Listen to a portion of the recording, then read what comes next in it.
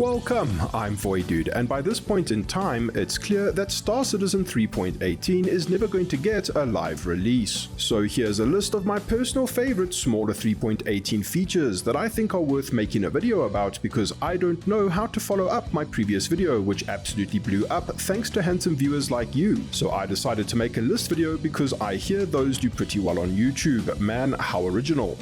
Welcome to WatchVoidyMojo.com. Let's begin. Since the revolutionary concept of an in-game inventory made it into our ludicrous space game, Star Citizens old and new have been hopeful for the arrival of some proper quality-of-life features to complement this extraordinary leap in science fiction gaming technology. This incredible magic button promises to save years of your life so you don't have to manually drag and drop a f***ing ridiculous amount of items from one inventory to another ever again. I mean, it would if it ever worked, because sadly mine hasn't quite performed as advertised and items tend to reset back to the original location once the button is pressed. However, do not fret, my fellow ludicrous space game enjoyers, because the shift left click alternate option is here to save you a bit less time than if the move all button actually worked, but at the expense of a few clickety clacks from your epic pro gamer mouse. Since we're on the topic of inventory quality of life features that kind of work, there's now a handy little cog icon that you can use to display the item ports of your avatar. This can help you make sure that you've got the right ammo for the wrong job and ensure that you're not wasting valuable slots on the wrong piece of equipment. Next up, we have the ability to actually store stuff in the random lootable containers found throughout the Stanton system. While not the most amazing thing in the world, I genuinely found this pretty neat because it means you can more efficiently swap out a weapon and manage your inventory when you're committing a small genocide at Security Post Jumptown, or if you're at your 764th bunker run and you suffer from crippling obsessive compulsive disorder and like to keep the place nice and tidy for the next helpless citizen who is destined to shoot a friendly AI by mistake and end up at Klesha Rehabilitation Facility. Speaking of stuffing big things in small places, all, if not most, fighters now have dedicated external storage capacity, giving the sweaty epic PvP dogfighter boys who torment our lives among these dark stars on a regular basis even more utility for when they scrape your incompetent dogfighting asshole off their space canopy. Because now if they think you have anything worthwhile to loot, they can. Piracy just got even better in our ludicrous space game in more ways than you thought. I bet you absolutely cannot wait for this monster patch to never go live. Santa Christ Roberts be praised, at long f***ing last, the multi-tool and track-to-beam attachment is no longer something that only the elite, sophisticated and law-abiding citizens of the verse have access to, as you can now pick up multi-tools in bulk at everyone's favorite GrimHEX retail outlet. Why can't anyone put things back where they found them? It's not my job to pick up after you. 3.18 truly is the patch that will herald in the golden age of piracy. Too bad it will never go live.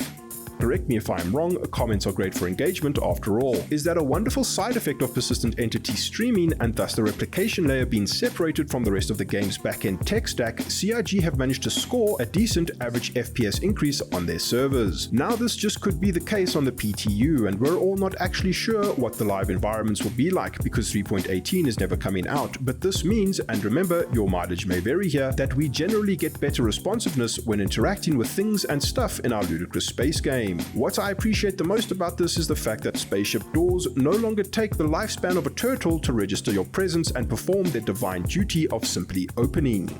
Who needs a Drake interplanetary vulture or the faraway technology of ship-based tractor beams when you can engage manual scoop mode while in any ship with a decent-sized cargo hold after deleting a target from the verse? I can hear you thinking, Voidude, that's kind of cool I guess, but why the f*** would any sane citizen of these dank stars perform such a mundane act of server and or client-side physics rendering jank? Inquisitive and handsome viewer, chill your guava. You now have a mobile stock of recycled material composite for those admittedly rare situations where you may need to perform some hull repairs with the new combo SRT multi-tool attachment. What can I say except you're welcome? As an extra value add to this channel's already timeless content, the default button to switch between repair mode and slurpy salvage suck mode is B.